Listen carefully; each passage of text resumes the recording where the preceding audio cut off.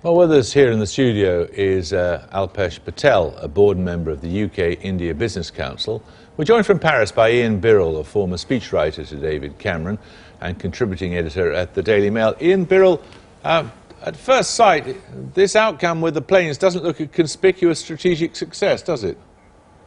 No, I think to continue the cricket metaphor, I think Andrew Mitchell's been caught out here. Britain's aid policies look increasingly absurd, and nowhere do they look more absurd than India, where we're giving 1.2 billion over 5 years to a country which gives away 7 billion in aid a year itself, which in a decade will be a bigger economy than the British economy, and where there's a fantastic record of aid going missing. Take one recent example. Britain funded the provision of 8,000 televisions in Indian schools. None of them turned up, and even if they had, most of the schools didn't even have electricity. You don't support this aid policy, do you, Mr. Patel? I do, and the reason for it is not because India can't afford to look after its own people. It can. The problem is that it chooses not to, either through incompetence or corruption, which is why Britain and countries like Britain have to step in. When you consider that... to protect them from their own government? No, to look after Indian citizens. That's the problem, because the Indian government does not look after, for instance, children under 5. For half of them are malnourished in India. Now, if you could get the Indian government to do something, Britain wouldn't need to provide that aid. It's an Indian problem, isn't it? Sorry? It's an Indian problem. It is an Indian problem, but it becomes our problem when we're a global player and looking for countries to assist, and India is one of those, which sadly needs help because its own government doesn't provide it. Ian Birrell, what do you make of Andrew Mitchell's argument that somehow there's a self-interest in this, that somehow if we give India aid, they will reciprocate by buying our goods?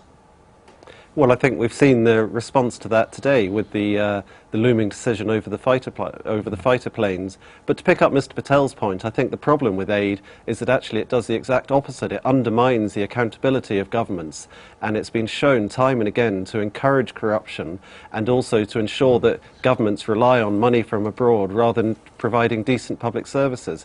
In fact, one Harvard Medical School study found that countries, when they were given more aid for their health services, actually spent less on their own health services.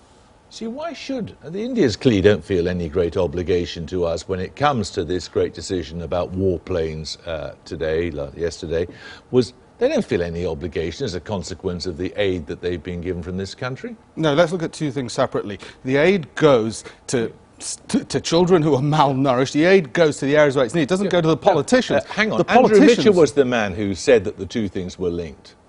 You'd like to think that a government would look upon you favourably. The Indian government has shot itself in the foot, not harmed Britain. British Aerospace's profits as a result of this contract, had it won it, would have made about a 1% difference. Makes no odds to British Aerospace in the long term, winning or losing this contract. But the fact that India has chosen an aircraft, which is clearly not a deterrent, the ones who are shouting with joy are not the French, is the Pakistani Air Force.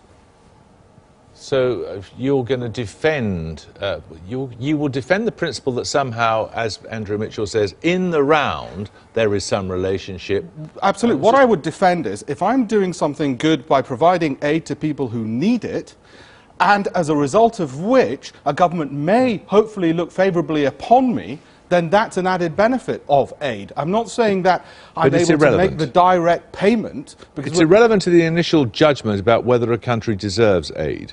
No, the initial and most important thing is whether or not those people on the ground deserve and need the aid. They clearly do, because their own government isn't looking after them. If as a result of that I can also lean upon the government and say, look, we're also helping your people and we expect to be looked upon favourably, then that's an additional benefit. But I wish it could be direct, where I can both look after the people and say, buy my planes. Sadly, it doesn't work as easily as that. But I say it's the Indian government which has let down their own country by buying a worse product than the Typhoon. What's wrong with Mr. Patel's argument, Ian Birrell? I think the trouble is that Britain's aid policies are looking increasingly threadbare. We're increasing the budget so far and so fast that they're running out of ideas for how to defend it. It's being poured out there, it's not doing any good, it's encouraging corruption, it's breaching accountability of governments, it's actually not getting quite often to the sources that it's meant to be doing, and that's why increasingly you're hearing voices in Africa and in Asia saying, please don't give us this aid, please stop these patronising and outdated policies. The future belongs to things like trade and to issues like that, and to Britain actually tackling corruption at home and stopping the flow of money coming out which is being stolen from some developing nations and ending up in British bank accounts and being handled by British legal firms and being turned into British property. This is where the government could do more good rather than these very old-fashioned, patronising approach to saying that we can save your countries.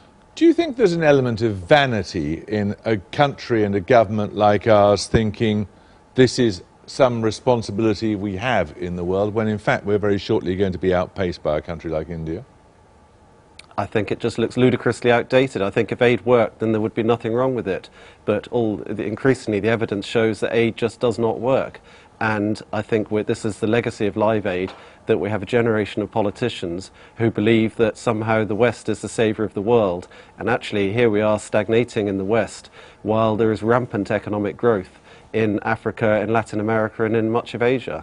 And we look increasingly ridiculous with these old-fashioned aid policies.